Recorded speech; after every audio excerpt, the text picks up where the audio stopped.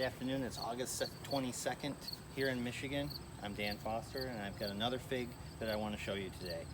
It's called Sao Miguel Roxo or Azore's Dark. And I had this fig a few years ago and I actually got rid of it. And the reason why I got rid of it is I rooted Norella at the same time. And I thought when they both ripened, they looked exactly the same. They looked very, very similar. I couldn't really tell that they were different. And I thought maybe I mixed them up. So I threw both of them away. I got the Azore's Dark back from another reliable source.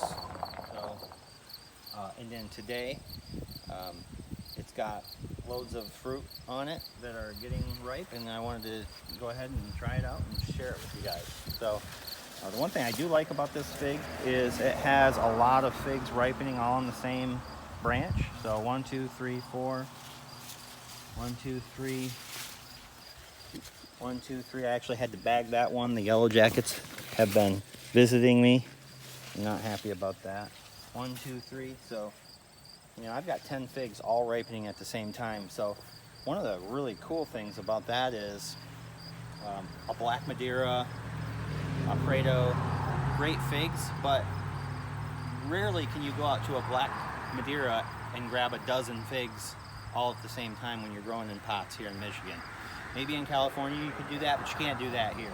So I'm gonna go ahead, I'm gonna pick all of these and we're gonna take them over and we're gonna try them out and we're gonna evaluate them and see how good they are. I think it's a nice lush. Yeah, go ahead and pick them.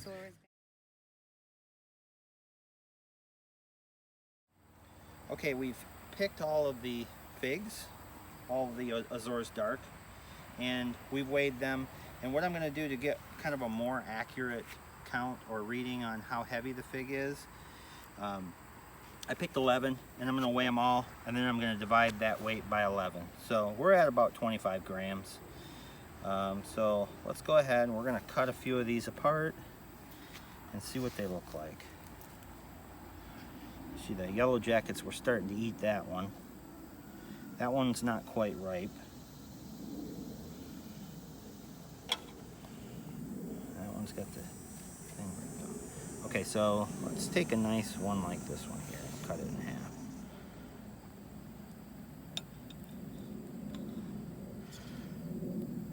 Okay. If you're looking on that, let's take this one, we'll cut it in half.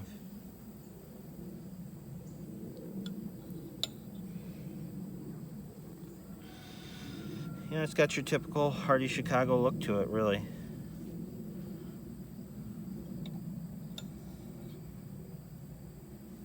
Okay, they all look pretty similar on the inside, so that's good. So let's go ahead, I'm gonna plate these up, I'm gonna take my picture, and then we'll come back and we'll taste it and tell you what we think.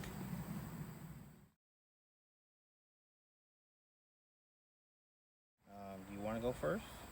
Sure. Okay. I'm gonna let you take this one. I'll squeeze it a little bit for the camera. There you go.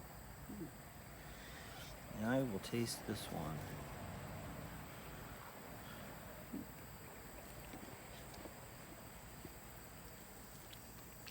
one. I'd say it's pretty sweet, a little bit of a seed crunch. Yep. Definitely similar to a hearty Chicago, similar to the Norella. All right, let's take a couple more.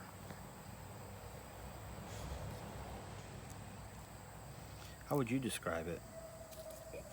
I would describe it thick, sweet, very sweet, sticky. It's very good, berry jam. It's like eating jam. Really similar to a hearty Chicago though, so And the skin was pretty thin for me. I like to eat it the might skin, have a little bit more berry flavor than a hearty Chicago. Like I was saying before, the skin is not very thick, so it rubs off pretty easily, and that's probably why the yellow jackets and the bees don't have any problem getting in there and starting to devour them. that's what happened to my Norella too. As soon as they got ripe, the yellow jackets just come in and take over. And that's hard. You know, at this time of year, these are like the first figs that I'm getting ripened. So to have to get out there and get them before the yellow jackets is kind of hard to keep ahead on. Plus, I don't want the populations building up around the plants so that I have to fight them all year. So it's a really early fig, one of the earliest. It's ripening before they trace this place. So so for that, it's pretty nice. It's really early ripening. It's a really good flavored fig. It's not as dark as what I've seen some pictures. And again, when they all ripen at the same time, that's kind of cool. Like, again, I don't have to come out here and pick one a day and save it in a freezer if I'm gonna make jam. I can come out here and pick a dozen at a time, and as that tree ages, if I kept the tree, if it aged and I had a couple hundred figs on it, I could probably come out here and pick a couple dozen a day and make a pretty good batch of fig jam if I wanted to. So it's pretty prolific, pretty fast growing. It's a good fig, not bad. That's really good.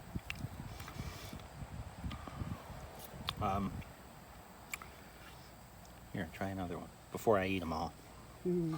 I'm sitting here hogging them all. I'd say one of my favorite parts about it is that the skin is pretty thin. I like eating the skins on the figs, so. It was kind of it had a couple of these. I don't know if you'd call them, some people call them double mule figs. I don't know what causes that. They still taste fine. I like a thick-skinned fig like Black Madeira, Prado, Black Tuscan, Borges Gris. I like that thick skin, that chewy texture of the skin. But yeah, I get how some people might not like that. Okay, so that's Azore's Dark. I've waited probably 3 years to really taste this one and feel comfortable that I have the right strain. Like I said, I thought I mixed them up at one time, so I just threw them away. And I'm pretty convinced that I didn't have the wrong strain, that they were the right thing. So thanks for watching. I appreciate it.